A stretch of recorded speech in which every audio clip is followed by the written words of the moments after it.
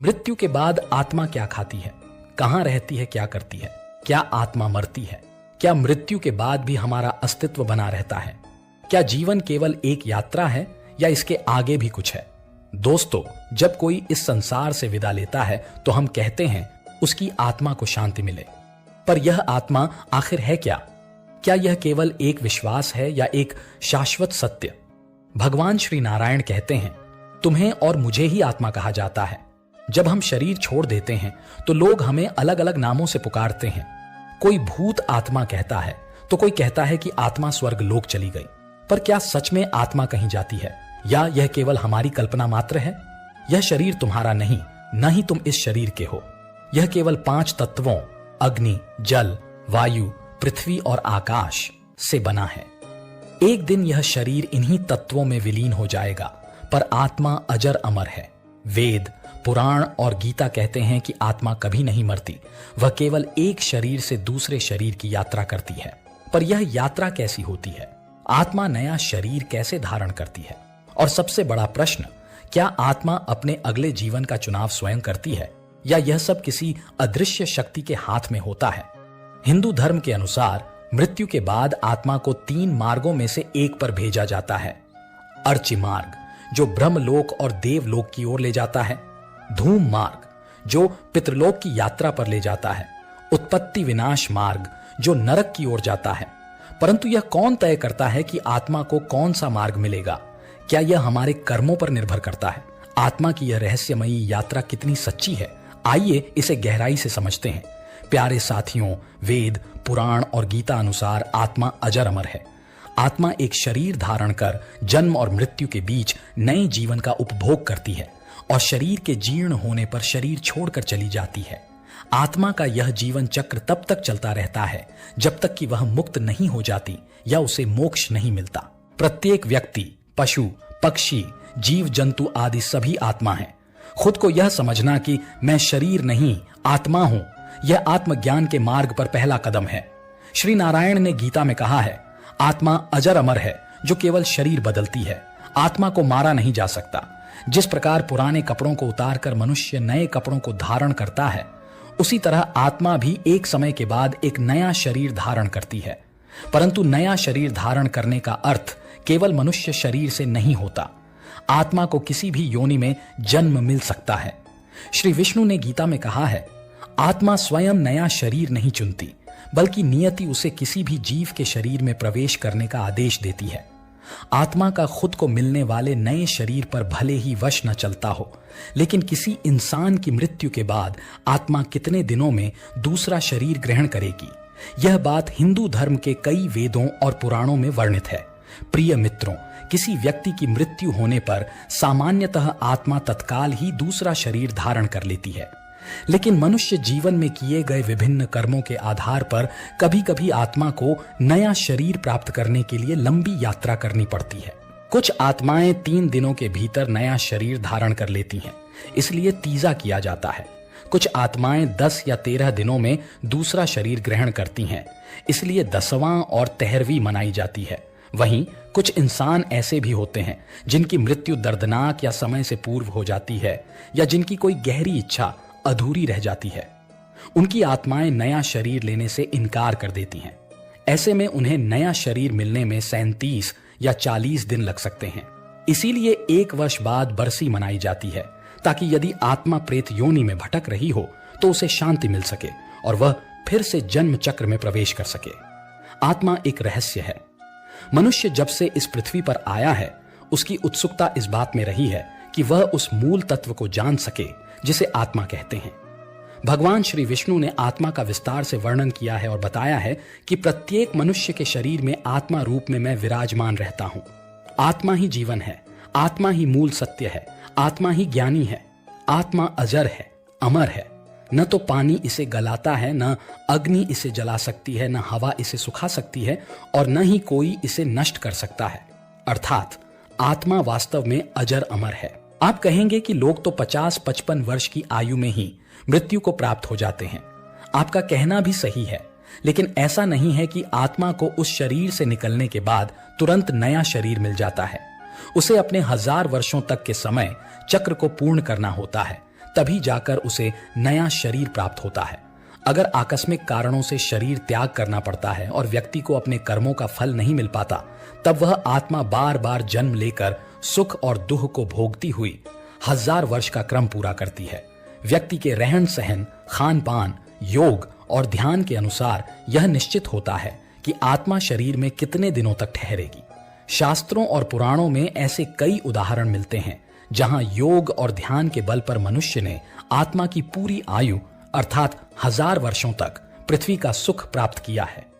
भगवान भास्कर, राम, पांचों पांडव और भगवान श्री कृष्ण ऐसे ही कुछ उदाहरण हैं जिन्हें दीर्घकाल तक पृथ्वी का सुख प्राप्त हुआ और दुख भी। उन्होंने सब कुछ भोग कर शरीर त्यागने के बाद बुढ़ापे को पीछे छोड़कर फिर से युवा रूप में पुनर्जन्म लिया। पुराणों में आत्मा के 3 स्वरूप बताए गए हैं, जीवात्मा, प्रेतात्मा और सूक्ष्मात्मा। जो आत्मा भौतिक शरीर में वास करती है उसे जीवात्मा कहते हैं। जब यह जीवात्मा वासना और कामना से ग्रस्त शरीर में निवास करती है तो उसे प्रेतात्मा कहा जाता है। जब आत्मा सूक्ष्मतम शरीर में प्रवेश करती है तो उसे सूक्ष्मात्मा कहा जाता है। 84 लाख योनियों में जीवन यापन करने वाली आत्माएं मृत्यु के बाद अदृश्य भूत प्रेत योनि में चली जाती हैं। आत्मा के प्रत्येक जन्म द्वारा प्राप्त जीव रूप को योनि कहा जाता है। ऐसी कुल 84 लाख योनियां मानी गई हैं जिनमें कीट पतंगे, पशु पक्षी, वृक्ष और मानव आदि सभी शामिल हैं। हिंदू धर्म की मान्यता के अनुसार जीवात्मा 84 लाख योनियों में भटकने के बाद ही मनुष्य जन्म प्राप्त करती है। इन योनियों का वर्गीकरण इस प्रकार है: वृक्ष और पौधे 30 लाख, कीट और पतंगे 27 लाख, पक्षी 14 लाख, जलचर जीव 9 लाख, देवता, मनुष्य, पशु 4 लाख, कुल 84 लाख योनियां। साधारणतः शरीर वृद्धावस्था में जीर्ण हो जाने के कारण नष्ट होता है, परंतु यदि कोई आकस्मिक कारण उपस्थित हो जाए तब अल्पायु में ही शरीर त्यागना पड़ता है। जब मनुष्य मरने को होता है तब उसकी समस्त बाह्य शक्तियां अंतर्मुखी हो जाती हैं और आत्मा स्थूल शरीर से बाहर निकल पड़ती है। मुख, नाक, आंख, कान, प्राण और उत्सर्जन ये शरीर से आत्मा के निकलने के प्रमुख मार्ग होते हैं। दुष्ट वृत्ति वाले लोगों की आत्मा प्रायः मलमूत्र के मार्ग से निकलती देखी गई है, जबकि योगी और सत्कर्मी व्यक्ति ब्रह्मरंध्र, सिर के मध्य भाग से प्राण त्याग करते हैं। मृतक की आत्मा स्थूल शरीर से अलग होकर सूक्ष्म शरीर में प्रविष्ट हो जाती है। यह सूक्ष्म शरीर भी स्थूल शरीर जैसी ही आकृति का होता है, किंतु दिखाई नहीं देता। मृतक को भी इस शरीर का केवल अनुभव होता है। कुछ आत्माएं ही इस सूक्ष्म शरीर को देख पाती हैं। इस दौरान मृत आत्मा को बहुत आश्चर्य होता है कि मेरा शरीर तो वहीं पड़ा है और मैं अब हवा में उड़ सकता हूं। वह अपने मृत शरीर के आसपास ही मंडराता रहता है, अपने प्रियजनों को देखता है, उन्हें कुछ कहना चाहता है, पर उसकी कोई नहीं सुनता। मृत आत्मा स्वयं को मृत नहीं मानती। वह अपने अंग प्रत्यंग हिलाती डुलाती है, हाथ पांव चलाती है, लेकिन उसे यह अनुभव नहीं होता कि वह मर चुकी है। उसे लगता है कि शायद यह कोई सपना है। जब वह बार बार अपने पुराने शरीर में लौटने का प्रयास करती है और असफल होती है, तब उसे सत्य का आभास होता है। जब तक अंतिम संस्कार नहीं होता, आत्मा अपने मृत शरीर के पास बार बार लौटती है। यदि शरीर को जला दिया जाए तो आत्मा उसी समय निराश होकर किसी और मार्ग पर जाने लगती है, परंतु यदि शरीर को दफनाया गया हो तो आत्मा उस शरीर से मोह नहीं छोड़ पाती और कई दिनों तक उसी स्थान के आसपास घूमती रहती है। जिन मृतकों का मोह माया बहुत गहरा होता है, वे आत्माएं श्मशान भूमि में लंबे समय तक भटकती रहती हैं।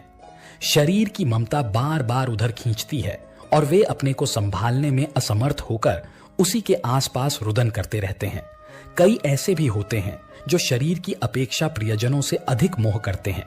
वे मरघट के स्थान पर प्रिय व्यक्तियों के निकट रहने का प्रयत्न करते हैं। पुराणों के अनुसार जब भी कोई मनुष्य मरता है और आत्मा शरीर को त्याग कर यात्रा प्रारंभ करती है, तो इस दौरान उसे 3 प्रकार के मार्ग में से किसी एक मार्ग पर चलाया जाता है। यह आत्मा को किस मार्ग पर जाना है, यह केवल उसके कर्मों पर निर्भर करता है। ये 3 मार्ग हैं: अर्च मार्ग, धूम मार्ग और उत्पत्ति विनाश मार्ग। अर्च मार्ग ब्रह्मलोक और देवलोक की यात्रा के लिए होता है। धूम मार्ग पितृलोक की ओर ले जाता है और उत्पत्ति विनाश मार्ग नरक की ओर। हालांकि इन सभी मार्गों से गई आत्माओं को कुछ काल तक भिन्न भिन्न लोकों में रहने के बाद पूर्ण मृत्यु लोक में आना ही पड़ता है। अधिकतर आत्माओं को यहीं जन्म लेना होता है और यहीं मरकर पुनः जन्म लेना पड़ता है। यजुर्वेद में कहा गया है कि शरीर छोड़ने के पश्चात जिन लोगों ने तप और ध्यान किया होता है वे ब्रह्मलोक चले जाते हैं, अर्थात वे ब्रह्मलीन हो जाते हैं। कुछ सत्कर्मी भक्त जन स्वर्ग चले जाते हैं और देव बन जाते हैं। राक्षसी प्रवृत्ति वाले कुछ लोग प्रेत योनि में अनंत काल तक भटकते रहते हैं और कुछ वापस धरती पर जन्म ले लेते हैं। जन्म लेने वालों में भी यह आवश्यक नहीं कि वे मनुष्य योनि में ही जन्म लें। इससे पूर्व सभी आत्माएं पितृलोक में निवास करती हैं, वहीं उनका न्याय होता है। सामान्य जनों के लिए यह धारणा कार्य करती है कि वे किस प्रकार की भावना और विश्वास लेकर मृत्यु को प्राप्त हुए हैं। जैसे किसी के मन में यह गहरी धारणा है कि मृत्यु के बाद यमदूत आएंगे तो उन्हें सच में यमदूत दिखाई देने लगते हैं। वहीं जिनके विश्वास में यह बैठा होता है कि मृत्यु के पश्चात आत्मा गहरी नींद में चली जाती है, उन्हें सच में ऐसा ही अनुभव होता है। शास्त्रों के अनुसार हमारे शरीर में 7 प्रकार के चक्र होते हैं। ये 7 चक्र हमारे 7 प्रकार के शरीर से जुड़े होते हैं, जिनमें प्रमुख 3 हैं। भौतिक शरीर, सूक्ष्म शरीर, कारण शरीर। भौतिक शरीर लाल रक्त से सना होता है, जिसमें लाल रंग की प्रधानता होती है। सूक्ष्म शरीर सूर्य के पीले प्रकाश जैसा होता है। कारण शरीर नीले रंग से युक्त होता है। कुछ ज्ञानी जन मानते हैं कि नीला रंग आज्ञा चक्र का और आत्मा का रंग है। नीले रंग का प्रकाश आत्मा के अस्तित्व को दर्शाता है, जबकि पीले रंग की आभा आत्मा की उपस्थिति का संकेत देती है। आचार्य श्रीराम के अनुसार पाश्चात्य योगियों का मत है कि जीव का सूक्ष्म शरीर बैंगनी छाया लिए होता है, जबकि भारतीय योगी इसे शुभ्र ज्योति स्वरूप अर्थात सफेद प्रकाश वाला मानते हैं। आत्मा के लिए कौन सा दिन महत्वपूर्ण होता है? भाद्रपद की पूर्णिमा और आश्विन मास के कृष्ण पक्ष की प्रतिपदा से लेकर अमावस्या तक का समय पितृपक्ष कहलाता है। इस काल में मृत पूर्वजों का श्राद्ध किया जाता है। पितरों की तिथि को ही उनका श्राद्ध किया जाता है।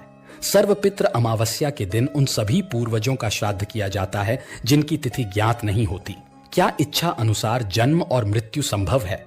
अपनी इच्छा से शरीर त्यागना आसान है, लेकिन इच्छा से शरीर धारण करना कठिन है। फिर भी जो व्यक्ति इच्छा से शरीर छोड़ना सीख जाता है, वह भविष्य में इच्छा अनुसार जन्म भी ले सकता है।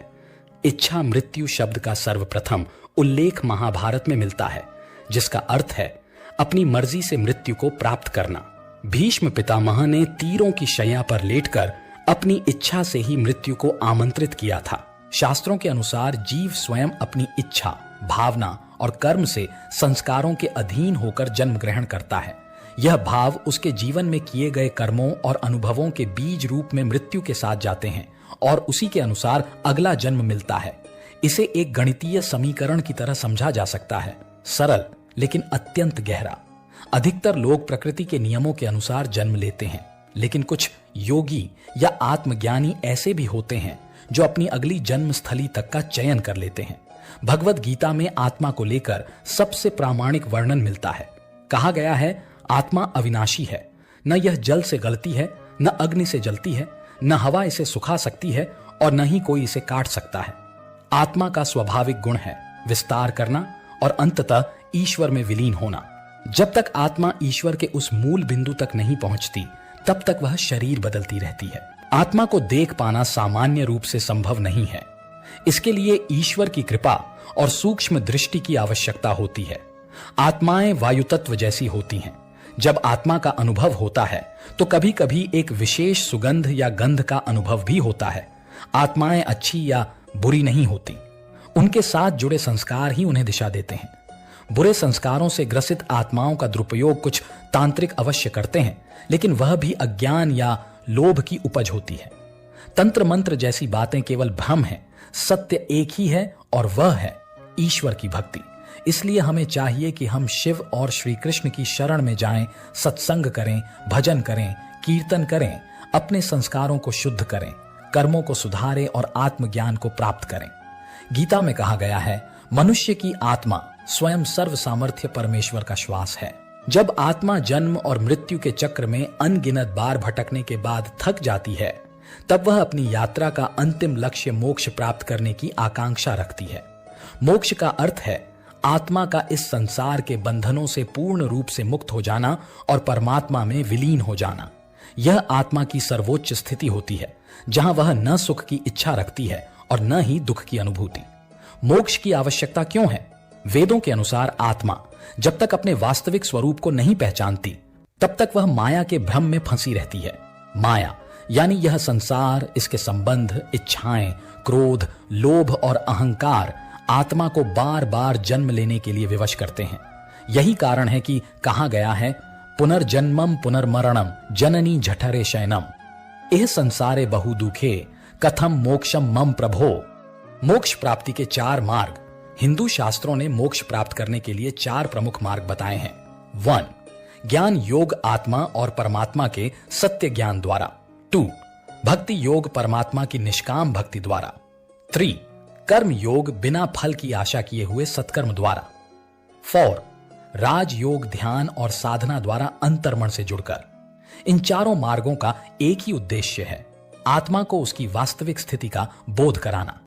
जब आत्मा जान जाती है कि वह शरीर नहीं है, तब वह बाह्य संसार से विमुख होकर अपने आंतरिक स्वरूप की ओर आकर्षित होती है। आत्मज्ञान ही है मोक्ष का द्वार। भगवद गीता में श्री कृष्ण अर्जुन से कहते हैं, न जायते म्रियते व कदाचित नाय भूत्वा भविता व न भूया अजो नित्य शाश्वतोयम पुराणो न हन्यते हन्यमाने शरीरे। इस श्लोक का भाव है कि आत्मा कभी जन्म नहीं लेती, न ही मरती है। यह सनातन है, अविनाशी है। केवल शरीर मरता है, आत्मा नहीं। जो व्यक्ति इस सत्य को समझ लेता है, वही मृत्यु के भय से मुक्त हो जाता है, वही मोक्ष की ओर अग्रसर होता है। मोक्ष की अवस्था कैसी होती है? जब आत्मा मोक्ष प्राप्त करती है, तब वह कर्म के बंधनों से मुक्त हो जाती है, पुनर्जन्म के चक्र से बाहर आ जाती है, सुख दुख से परे केवल शांति और परमानंद में लीन हो जाती है, परमात्मा के साथ एकाकार हो जाती है, जैसे बूंद समुद्र में मिल जाती है। मृत्यु एक ऐसा विषय है जो हर जीवित प्राणी के जीवन से जुड़ा है, फिर भी यह सबसे अधिक उपेक्षित और भयभीत करने वाला विषय माना गया है। लेकिन अध्यात्म के दृष्टिकोण से मृत्यु कोई अंत नहीं है, बल्कि आत्मा की यात्रा का एक संक्रमण काल है, एक पड़ाव। यह वह क्षण होता है जब आत्मा एक शरीर से निकलकर अगले अनुभव की ओर अग्रसर होती है। इस खंड में हम समझेंगे कि मृत्यु की चेतना क्या होती है और यह चेतना आत्मा के अगले जन्म को कैसे प्रभावित करती है। मृत्यु की घड़ी की चेतना। शास्त्रों के अनुसार जिस समय प्राणी मृत्यु को प्राप्त होता है, उस अंतिम क्षण की चेतना अत्यंत महत्वपूर्ण होती है। मृत्यु की घड़ी में व्यक्ति का मन जिस विचार में लिप्त होता है, वही विचार उसके अगले जन्म की दिशा तय करता है।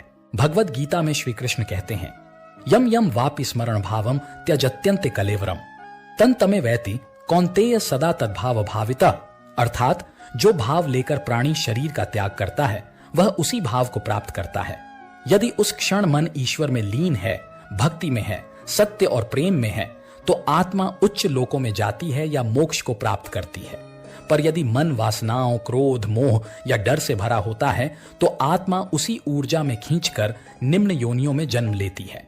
चेतना को नियंत्रित करने के उपाय मृत्यु की चेतना संयोग से नहीं बनती, यह जीवन भर के अभ्यास से निर्मित होती है। जो व्यक्ति जीवन भर अपने चित्त को नियंत्रित करना, मन को साधना, सत्य बोलना और सच्चे धर्म का पालन करना सीखता है, उसकी मृत्यु शांत, सौम्य और जागरूक होती है। ऐसे व्यक्ति को मृत्यु भी एक साधना प्रतीत होती है। योग साधना, ध्यान, भक्ति, नाम स्मरण और सेवा, यह सब आत्मा को मृत्यु के समय भी सजग बनाए रखने में सहायता करते हैं। संत महापुरुषों की मृत्यु को महासमाधि कहा जाता है, क्योंकि वे पूर्ण जागरूकता के साथ शरीर त्याग करते हैं।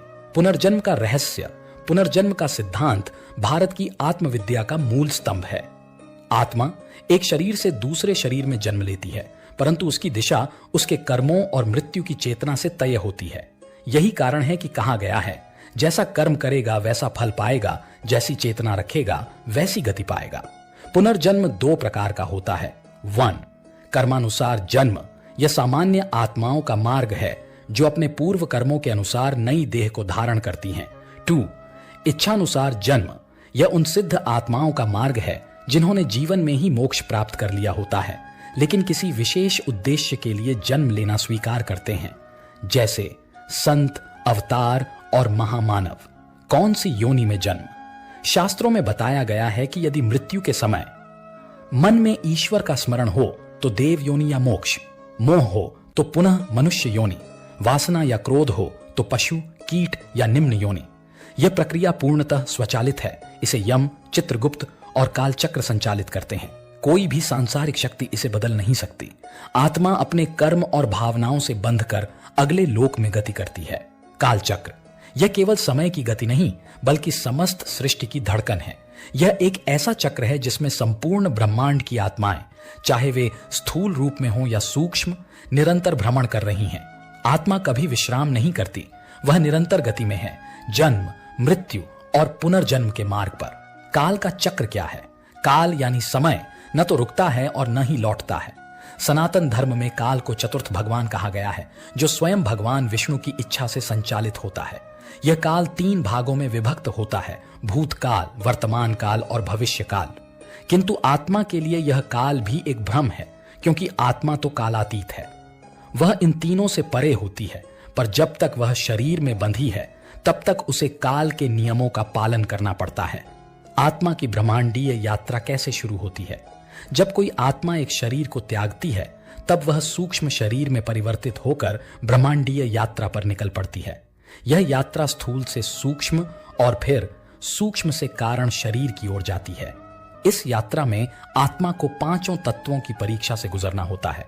यह ब्रह्मांडीय यात्रा आत्मा के कर्मों के आधार पर निर्धारित होती है। यदि कर्म श्रेष्ठ हैं तो आत्मा उच्च लोकों की यात्रा करती है, जैसे स्वर्गलोक, महरलोक, जनलोक या ब्रह्मलोक। यदि कर्म अधम हैं तो आत्मा को नरक की ओर गिरना पड़ता है। जब तक आत्मा पूर्णतः शुद्ध नहीं हो जाती तब तक उसे ब्रह्मांड के विभिन्न स्तरों से गुजरना पड़ता है। यह एक शुद्धिकरण की प्रक्रिया है, जैसे सोने को अग्नि में तपाकर उसकी अशुद्धियां निकाली जाती हैं। क्या आत्मा विश्राम करती है? यह एक सामान्य प्रश्न है। क्या आत्मा को विश्राम मिलता है?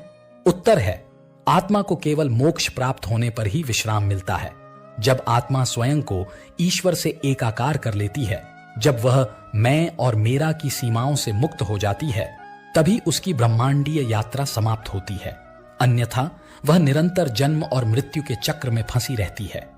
काल और आत्मा का संबंध। काल आत्मा को परखता है। काल वह दर्पण है जिसमें आत्मा अपने कर्मों का प्रतिबिंब देखती है। हर जन्म, हर मृत्यु आत्मा की स्मृति में अंकित रहती है, किंतु शरीर बदलने के साथ साथ यह स्मृति पीछे छूट जाती है। परंतु आत्मा जानती है, वह जानती है कि वह कौन थी, कहां गई थी और अब कहां जा रही है। शिव और काल एक गूढ़ संबंध। भगवान शिव को कालों का भी काल कहा जाता है, महाकाल, क्योंकि शिव न केवल आत्मा को मृत्यु के बंधन से मुक्त करते हैं बल्कि काल को भी नियंत्रित करते हैं। जो आत्मा भगवान शिव की शरण में आ जाती है वह कालचक्र से परे चली जाती है। ऐसी आत्मा फिर इस ब्रह्मांडीय यात्रा में नहीं भटकती बल्कि अनंत ब्रह्म में विलीन हो जाती है। कालचक्र केवल समय नहीं है, यह हमारी आत्मा की परीक्षा है। यह हमारे विचारों, कर्मों और चेतना की यात्रा है। जब तक आत्मा इस चक्र को नहीं समझती वह भ्रमण करती रहती है, पर जब वह स्वयं को पहचान लेती है तब वह जान जाती है, मैं अमर हूं, मैं ब्रह्म हूं, मैं ही सत्य हूं। जब मनुष्य यह जान लेता है कि वह केवल मांस, हड्डी और रक्त का पुतला नहीं है बल्कि एक चेतन ऊर्जा है, एक शुद्ध आत्मा है, तभी उसका असली जीवन प्रारंभ होता है। यही आत्मज्ञान की पहली सीढ़ी है। मैं कौन हूं? आत्मा की पहचान की शुरुआत। बचपन से हम अपने नाम, रूप, जाति, धर्म, स्थान, भाषा और रिश्तों से अपनी पहचान बनाते हैं, परंतु क्या यही हमारी सच्ची पहचान है? शास्त्रों में स्पष्ट कहा गया है, नाय देह आत्मा, यह शरीर आत्मा नहीं है। जो भीतर से देखता है, सुनता है, सोचता है, अनुभव करता है, वही आत्मा है। शरीर तो एक अस्थायी वस्त्र है जिसे आत्मा धारण करती है और समय आने पर बदल देती है। शरीर की सीमाएं, आत्मा की असीमता। शरीर जन्म लेता है, बढ़ता है, बीमार होता है और फिर नष्ट हो जाता है, पर आत्मा अजन्मा है, न उसका कोई आरंभ है और न अंत। अविनाशी है, कोई हथियार उसे काट नहीं सकता। अमृत स्वरूपा है, न अग्नि जला सकती है, न जल भिगो सकता है। भगवद गीता में श्री कृष्ण अर्जुन से कहते हैं, न जायते म्रियते व कदाचित, नाय भूतवा भविता व न भूया। आत्मा न कभी जन्म लेती है, न कभी मरती है। आत्मा और मन, बुद्धि, अहंकार का अंतर अक्सर लोग आत्मा को मन समझ लेते हैं, परंतु यह भ्रम है। मन संकल्प विकल्प करता है, बुद्धि निर्णय लेती है, अहंकार मैं और मेरा का भाव लाता है, और आत्मा यह केवल साक्षी है, न वह करता है न कराता है, वह बस दृष्टा है।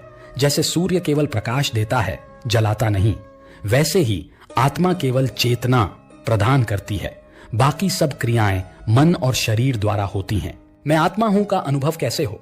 यह बौद्धिक ज्ञान से नहीं, अनुभव से समझ आता है। इस अनुभव के लिए कुछ साधन हैं। 1.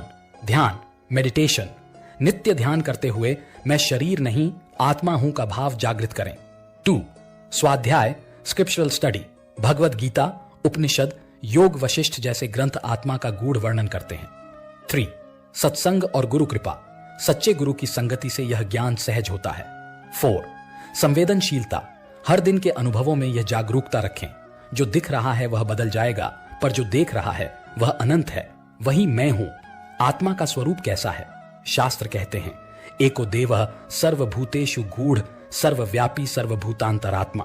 वह एक ही आत्मा सब प्राणियों में विद्यमान है, जैसे एक ही आकाश सब घड़ों में समाया है। आत्मा का कोई रूप नहीं, परंतु वह चेतन है। उसका रंग नहीं, लेकिन वह प्रकाश है। वह स्थान और समय से परे है, लेकिन हर कण में समाई है। जब आत्मज्ञान आता है तो डर समाप्त हो जाता है। मृत्यु का भय नहीं रहता, क्योंकि मृत्यु तो केवल वस्त्र बदलने जैसा है। दूसरों से द्वेष मिट जाता है। जब सब में एक ही आत्मा देखी जाती है तो प्रेम और करुणा स्वाभाविक हो जाती है। कर्मों में सहजता आ जाती है। कर्ता भाव समाप्त हो जाता है। मनुष्य केवल निमित्त मात्र बन जाता है। मोक्ष का द्वार खुलता है। आत्मा जब जान लेती है कि वह स्वतंत्र है, तो वह जन्म मृत्यु के चक्र से मुक्त हो सकती है। मैं शरीर नहीं आत्मा हूं। यह वाक्य केवल विचार नहीं, बल्कि मुक्ति का बीज है। जो इस सत्य को जान लेता है, उसका जीवन बदल जाता है। उसकी दृष्टि में न कोई पराया होता है, न कोई विरोधी। वह जान जाता है, अहम ब्रह्मास्मि, मैं ब्रह्म हूं। आत्मा और परमात्मा मिलन की अंतिम यात्रा। मनुष्य जीवन का अंतिम और परम उद्देश्य क्या है? न कोई भोग, न कोई संपत्ति, न कोई नाम या यश, बल्कि आत्मा का परमात्मा से मिलन। यही जीवन की परम यात्रा है। जब आत्मा अपने स्रोत की ओर लौटती है तो उसे मोक्ष, पूर्णता और शाश्वत शांति प्राप्त होती है। परमात्मा कौन है? परमात्मा वह अनंत अपरिमेय चेतना है जो इस संपूर्ण ब्रह्मांड में व्याप्त है। वह जन्म और मृत्यु से परे है। वह न कहीं आता है न कहीं जाता है। वह नित्य, निर्विकार और अखंड है। उपनिषदों में कहा गया है, सत्यं ज्ञानम अनंतम ब्रह्म। ब्रह्म परमात्मा सत्य है, ज्ञान स्वरूप है और अनंत है। आत्मा क्या है? आत्मा परमात्मा की ही एक अंश रूप ऊर्जा है। जैसे समुद्र की लहर समुद्र से भिन्न नहीं, वैसे ही आत्मा परमात्मा से भिन्न नहीं। श्रीमद्भगवद गीता में भगवान श्री कृष्ण कहते हैं, ममैवांशो जीव लोके जीव भूतः सनातनः। यह आत्मा मेरी ही सनातन अंश है। मिलन क्यों और कैसे? जब आत्मा अनादिकाल से शरीरों के बंधनों, इच्छाओं और कर्मों के चक्र में उलझी रहती है, तब वह परमात्मा से बिछड़ जाती है। पर जैसे जल की हर बूंद सागर से मिलने को आतुर रहती है, वैसे ही आत्मा भी अपने मूल स्वरूप से मिलने के लिए व्याकुल होती है। परमात्मा तक पहुंचने के 3 पथ बताए गए हैं। ज्ञान योग, आत्मा और परमात्मा के अद्वैत ज्ञान से मिलन। भक्ति योग, प्रेम और समर्पण से परमात्मा का अनुभव। कर्म योग, निष्काम कर्म करते हुए आत्मा की शुद्धि और परमात्मा में विलय। मिलन का अनुभव कैसा होता है? जब आत्मा परमात्मा से मिलती है तब द्वैत मिट जाता है। सुख दुख, लाभ हानि का भेद समाप्त हो जाता है। व्यक्ति मैं और मेरा से ऊपर उठ जाता है। अनंत प्रेम और शांति की अनुभूति होती है। मनुष्य पूर्ण बन जाता है। पूर्णमदः पूर्णमिदम्। कबीर दास कहते हैं, जब मैं था तब हरि नहीं, अब हरि हैं मैं नाही। सब अंधियारा मिट गया, जब दीपक देखा माही। यह मैं अर्थात अहंकार जब मिटता है तभी हरि अर्थात परमात्मा प्रकट होता है। मिलन के बाद क्या होता है? जब आत्मा परमात्मा से मिल जाती है तो उसका पुनर्जन्म नहीं होता। वह इस संसार के चक्र से मुक्त हो जाती है। यही है मोक्ष। उस स्थिति को शास्त्रों में कहते हैं सायुज्य मोक्ष या ब्रह्मलीन अवस्था। यद्यद् भावम स्मरण देहन्ते जत्यन्ते कलेवरम तन तमे वैति कौन्तेय सदा तद्भाव भावितः। जिस भाव के साथ आत्मा शरीर त्यागती है वह उसी रूप में गति को प्राप्त करती है। जो परमात्मा के भाव में स्थित होकर शरीर छोड़ता है वह उसी में लीन हो जाता है। आत्मा की यात्रा अनंत है। शरीर आते जाते हैं, भावनाएं बदलती हैं, कर्म रंग बदलते हैं, पर आत्मा तब तक भटकती रहती है जब तक वह अपने मूल स्थान परमात्मा में विलीन नहीं हो जाती। यह मिलन ही है सच्चा सुख, यह मिलन ही है जीवन की पूर्णता। आत्म साक्षात्कार वह क्षण जब सब बदल जाता है। मनुष्य जीवन में एक ऐसा क्षण आता है जब सारी धारणाएं टूटती हैं, मन मौन हो जाता है, विचार रुक जाते हैं और एक आंतरिक प्रकाश प्रकट होता है। उसी क्षण को कहा जाता है आत्म साक्षात्कार। यह कोई बाहरी घटना नहीं, बल्कि आत्मा की स्वयं की उपस्थिति को अनुभव करने का वह दुर्लभ अवसर है जब मैं कौन हूं का उत्तर मैं ही ब्रह्म हूं में बदल जाता है। आत्म साक्षात्कार क्या है? आत्म साक्षात्कार का अर्थ है आत्मा का स्वयं को जान लेना। यह जानना कि मैं शरीर नहीं हूं, मैं मन नहीं हूं, मैं विचार नहीं हूं, मैं केवल चेतना हूं। यही वह बिंदु है जहां द्वैत समाप्त होता है और अद्वैत प्रकट होता है। उपनिषदों में कहा गया है अहम ब्रह्मास्मि, मैं ब्रह्म हूं, तत्वमसि, तू वही है। आत्म साक्षात्कार कैसे होता है? आत्म साक्षात्कार कोई प्रयास से प्राप्त की गई उपलब्धि नहीं, बल्कि यह एक अनुग्रह है। यह उस समय होता है जब मन एकदम शांत हो जाता है और आत्मा अपने वास्तविक स्वरूप में प्रकट हो जाती है। इसके 3 चरण माने गए हैं। विचार से वैराग्य, जब मन जान ले कि संसार का कोई सुख स्थायी नहीं। ध्यान और अभ्यास, जब व्यक्ति भीतर की ओर ध्यान करना आरंभ करता है। अनुग्रह का क्षण, जब गुरु, ईश्वर या आत्मा की कृपा से एक दिनस्व प्रकट हो जाता है। वह क्षण कैसा होता है? ऐसा प्रतीत होता है जैसे समय रुक गया हो, मन कहीं खो जाता है और केवल मौन बचता है। देह का बोध समाप्त हो जाता है और केवल एक प्रकाश अनुभव होता है। ऐसा लगता है जैसे एक अनंत आकाश भीतर खुल गया हो। भगवान रामकृष्ण परमहंस कहते हैं, जिस दिन आत्मा अपने को देखती है उस दिन वह स्वयं परमात्मा बन जाती है। आत्म साक्षात्कार के बाद क्या बदलता है?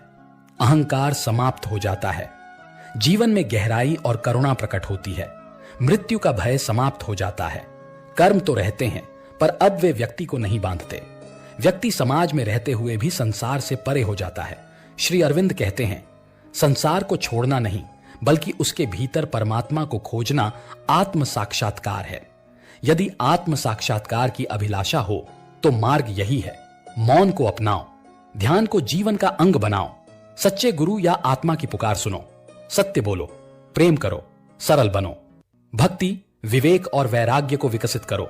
याद रखें, आत्म साक्षात्कार कोई अचीवमेंट नहीं, यह रिटर्न है, अपने ही वास्तविक स्वरूप में लौटने का एक दिव्य क्षण। मन और आत्मा 2 अलग प्रकृतियों के तत्व एक ही शरीर में विद्यमान। मन परिवर्तनशील है, विचारों से भरा हुआ, जबकि आत्मा शाश्वत है, शुद्ध और शांत। इन्हीं दोनों के बीच होता है जीवन का सबसे बड़ा संघर्ष, मन की खींचतान और आत्मा की पुकार। मन क्या है? मन इंद्रियों और विचारों का संचालक है। यह संकल्प विकल्प से भरपूर एक तरंगों का महासागर है। मन हमेशा या तो भूतकाल में रहता है या भविष्य में। वर्तमान में उसका टिकना कठिन होता है। मन ही वह पर्दा है जो आत्मा को छिपाए रखता है। जैसे धुएं से दीपक ढक जाता है, वैसे ही वासनाओं और संकल्पों से आत्मा ढकी रहती है। आत्मा क्या है? आत्मा स्वयं में पूर्ण, शुद्ध, शांत और अविकारी है। आत्मा साक्षी है, वह देखती है पर प्रतिक्रिया नहीं देती। वह न जानने वाली नहीं बल्कि जानता है, स्वयं प्रकाश है। आत्मा कभी भी अशांत नहीं होती। अशांत तो मन होता है। संघर्ष क्यों होता है? मन चाहता है भोग, आत्मा चाहती है योग। मन दौड़ता है बाहर, आत्मा बुलाती है भीतर। मन को चाहिए तृप्ति, आत्मा को चाहिए मुक्ति। यह संघर्ष तब तक चलता है जब तक व्यक्ति अपनी असली पहचान को नहीं जान लेता। गीता में श्री कृष्ण कहते हैं, मनुष्य स्वयं का मित्र भी है और शत्रु भी। संतुलन कैसे आए? मौन का अभ्यास करें। मौन मन को शांत करता है और आत्मा की आवाज सुनाई देती है। ध्यान और प्राणायाम करें। मन और श्वास के संतुलन से चेतना जागृत होती है। विवेक को जागृत करें, क्या करना है और क्या नहीं, इसका निर्णय आत्मा के निर्देश से हो। कर्मयोग अपनाएं, फल की चिंता किए बिना कर्म करें जिससे मन का संकल्प क्षीण हो। सत्संग और आत्मचिंतन करें। शुभ विचारों से मन निर्मल होता है और आत्मा के समीप पहुंचता है। मन की शुद्धि इक्वल साइन आत्मा का प्रकाश। मन जैसे जैसे शांत होता है, आत्मा का प्रकाश भीतर अनुभव होने लगता है। जब मन पूरी तरह से मौन हो जाए तब आत्मा की उपस्थिति प्रत्यक्ष हो जाती है। रावण महर्षि कहते हैं, मन को रोकना ही आत्म साक्षात्कार है। जब मन नहीं रहेगा तब आत्मा स्वयं प्रकट होगी। समाधान: आत्मा को मन का मार्गदर्शक बनाओ। मन को त्यागने की आवश्यकता नहीं, उसे आत्मा के अधीन करना आवश्यक है। जैसे एक अश्व को साधकर उसे रथ में जोड़ा जाता है, वैसे ही मन को साधकर उसे आत्मा के रथ में जोड़ना है। तभी जीवन विकर्षण से प्रकाश की ओर बढ़ता है। योग, ध्यान और आत्मा की ऊर्जा का जागरण। योग केवल शरीर के आसनों तक सीमित नहीं, यह आत्मा से परमात्मा की यात्रा है। ध्यान मात्र आंखें बंद कर बैठना नहीं, बल्कि मन की लहरों को शांत कर आत्मा के स्वरूप का दर्शन करना है। जब योग और ध्यान दोनों मिलते हैं तब आत्मा की सुप्त ऊर्जा जागृत होती है, जिसे शास्त्रों में कुंडलिनी शक्ति भी कहा गया है। योग शरीर, मन और आत्मा का मेल। योग का अर्थ है जोड़ना, आत्मा का परमात्मा से, मन का शांति से और शरीर का चेतना से जुड़ जाना। योग के 8 अंग बताए गए हैं: यम, नियम, आसन, प्राणायाम, प्रत्याहार, धारणा, ध्यान, समाधि। इन सभी अंगों का उद्देश्य है मन को साधकर आत्मा की ओर बढ़ना। भगवद गीता में श्री कृष्ण कहते हैं, योगः कर्मसु कौशलम, योग कर्मों में कुशलता है। ध्यान आत्मा से साक्षात्कार का माध्यम। ध्यान वह प्रक्रिया है जिसमें मन भीतर की ओर मुड़ता है, इंद्रियां शांत होती हैं और आत्मा का प्रकाश जागृत होने लगता है। ध्यान में हम अपने सही स्वरूप को अनुभव करते हैं, न शरीर, न मन, न विचार, केवल शुद्ध चैतन्य।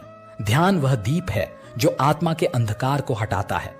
कुंडलिनी आत्मा की सुप्त ऊर्जा। आत्मा की ऊर्जा मूलाधार चक्र में सुप्त अवस्था में होती है, जिसे कुंडलिनी शक्ति कहते हैं।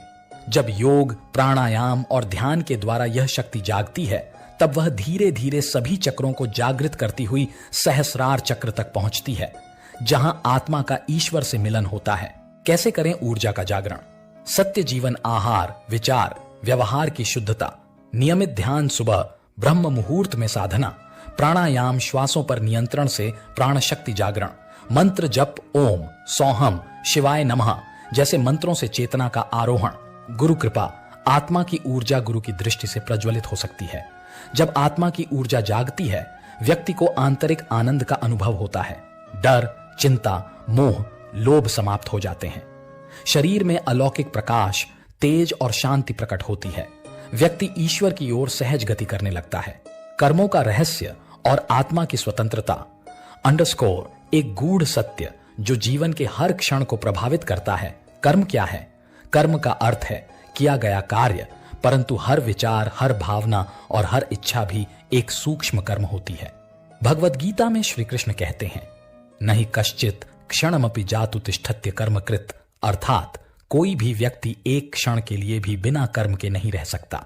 कर्मों के 3 प्रकार: संचित कर्म, पिछले जन्मों से संचित हुए कर्म जो अभी तक फलित नहीं हुए; प्रारब्ध कर्म, वर्तमान जीवन में जो भोगने के लिए प्रारंभ हो गए हैं, जैसे जन्म, परिवार, शरीर, रोग; क्रियमाण कर्म, वर्तमान में जो कर्म हम कर रहे हैं, जो हमारे भविष्य को गढ़ते हैं।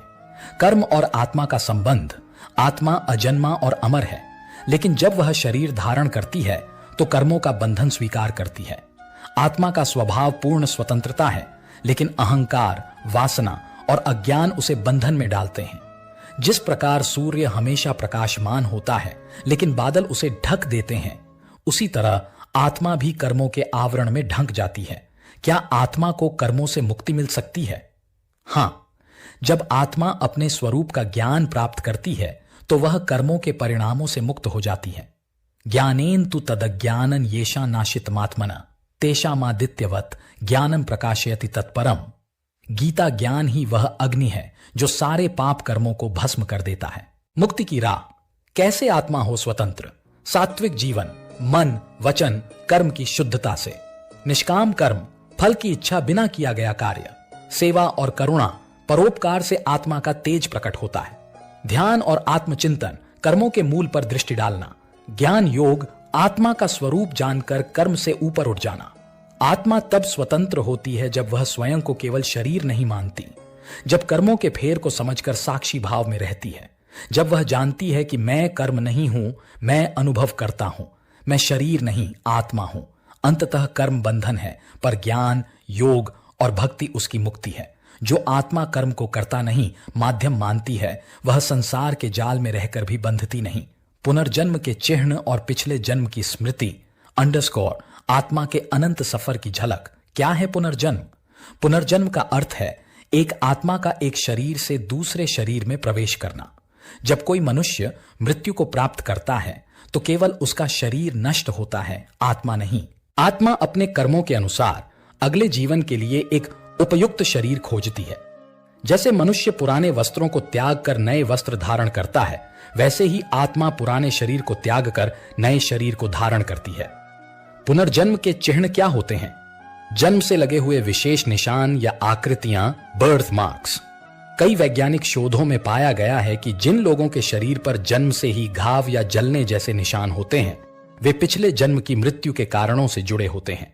अप्राकृतिक भय, अननेचुरल फियर्स, जैसे पानी से अत्यधिक डर, ऊंचाई से डर, आग से डर, ये पिछले जन्म की त्रासदी से जुड़ा हो सकता है। अप्रत्याशित ज्ञान, सडन टैलेंट्स, बिना सिखाए किसी भाषा को जानना, संगीत या विज्ञान में दक्षता, ये सब पिछले जन्म की स्मृति के अंश हो सकते हैं। अचानक परिचित स्थान या व्यक्ति, किसी स्थान पर पहली बार जाकर भी उसका परिचय सा लगना या किसी अजनबी से मिलकर गहरी आत्मीयता का अनुभव होना, ये पूर्व जन्म की स्मृतियां हो सकती हैं। बच्चों में पिछले जन्म की स्मृति।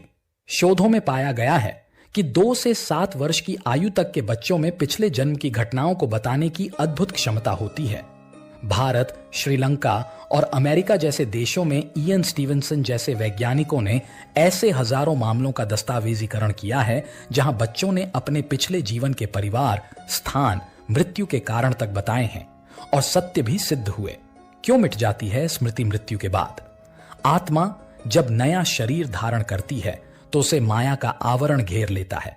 यह आवरण ही आत्मा को पिछली स्मृतियों से विचलित करता है, जिससे वह नए जीवन में पूरी तरह मन लगा सके। ज्ञानं च स्मरणं च मोहं च, तीनों माया के अधीन हैं। कभी कभी यदि आत्मा का पूर्व जन्म बहुत तीव्र, दर्दनाक या अपूर्ण रहा हो तो उसकी स्मृति नए जन्म में रह जाती है और वह पूर्व जन्म के संकल्प पूरे करने आती है। क्या हम अपने पिछले जन्म को जान सकते हैं? हाँ, लेकिन इसके लिए कुछ साधन आवश्यक हैं। गहरा ध्यान, डीप मेडिटेशन। जब मन और इंद्रियां शांत हो जाती हैं, तब आत्मा की गहराइयों में प्रवेश कर सकते हैं। पुनर्जन्म स्मरण योग, पास्ट लाइफ रिग्रेशन, एक विशेष साधना या चिकित्सकीय प्रक्रिया जिसमें व्यक्ति को ट्रांस अवस्था में ले जाकर पूर्व जन्म की छवियां सामने आती हैं। संस्कारों और प्रवृत्तियों का विश्लेषण हमारी आदतें, रुचियां और कर्मों का झुकाव बताते हैं कि हम किस दिशा से आए हैं। पुनर्जन्म क्यों होता है? आत्मा का उद्देश्य है पूर्णता, अनुभव और ईश्वर में विलय। जब तक आत्मा को पूर्ण ज्ञान नहीं होता और जब तक उसके सारे कर्मों के फल भोगे नहीं जाते, तब तक वह जन्म लेती रहती है। जब तक आत्मा अपने को परमात्मा से भिन्न समझती है, तब तक उसका चक्र चलता रहेगा। पुनर्जन्म कोई कल्पना नहीं, बल्कि आत्मा के यात्रा का अगला पड़ाव है। जो इस रहस्य को समझ लेता है, वह अपने वर्तमान को सावधानी से जीता है, क्योंकि उसे ज्ञात होता है कि आज का हर कर्म कल के जीवन का बीज है। स्वप्न और मृत्यु के बीच संबंध, चेतना की सीमाओं से परे एक यात्रा। स्वप्न क्या है? स्वप्न वह अवस्था है जब हमारी चेतना जागरूक नहीं रहती, परंतु हमारा अवचेतन मन सक्रिय रहता है। जब हम नींद में होते हैं तो आत्मा स्थूल शरीर से कुछ दूरी बनाकर सूक्ष्म जगत में विचरण करती है। नींद एक छोटी मृत्यु है और मृत्यु एक लंबी नींद। मृत्यु क्या है? मृत्यु आत्मा द्वारा स्थूल शरीर को पूर्णतः त्याग देने की स्थिति है। मृत्यु के बाद आत्मा सूक्ष्म और कारण शरीर के साथ अपनी यात्रा आरंभ करती है। नींद के समय यह यात्रा क्षणिक और सीमित होती है, जबकि मृत्यु के समय यह स्थायी और व्यापक। उपनिषदों में कहा गया है, या स्वप्नेषु पश्यति तम मृत्यु समय अपि पश्यति, अर्थात जो दृश्य हम स्वप्न में देखते हैं वही दृश्य मृत्यु के समय आत्मा अनुभव करती है। बृहदारण्यक उपनिषद बताता है कि स्वप्न की अवस्था आत्मा के गति और अनुभव की झलक है। क्या आत्मा स्वप्न में देह से बाहर जाती है? हाँ, कई योगियों और ध्यान साधकों ने इसका अनुभव किया है। इस प्रक्रिया को कहा जाता है अस्त्रल ट्रैवल। इसमें आत्मा सूक्ष्म शरीर के साथ देह से बाहर जाकर स्वप्न रूप में अनुभव करती है, दूसरे स्थान, काल या जीवन। यह अनुभव मृत्यु से पहले आत्मा का अभ्यास कहा जा सकता है। कैसे समझें कि कोई स्वप्न गहरा आध्यात्मिक है? 1. जब स्वप्न बहुत सजीव और भावनात्मक हो। 2. जब उसमें अज्ञात स्थान या मृत लोग दिखें। 3. जब जागने के बाद भी स्मृति स्पष्ट बनी रहे। 4.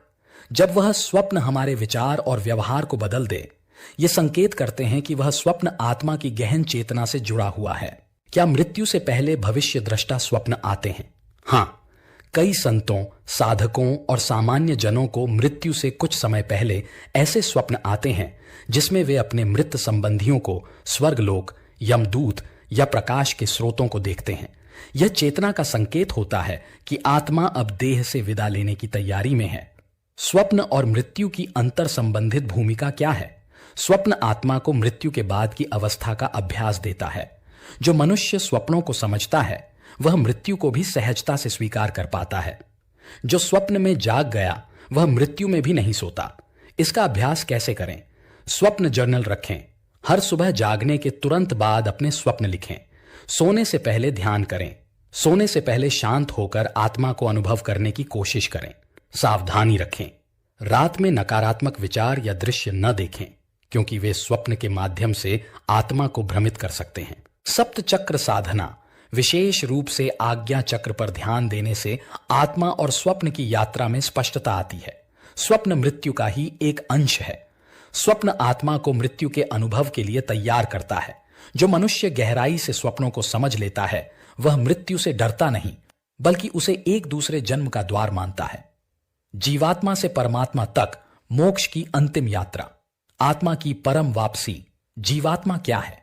जीवात्मा उस चेतन ऊर्जा का नाम है जो ब्रह्मांडीय आत्मा परमात्मा से निकली है और अनेक जन्मों से शरीर दर शरीर भ्रमण कर रही है।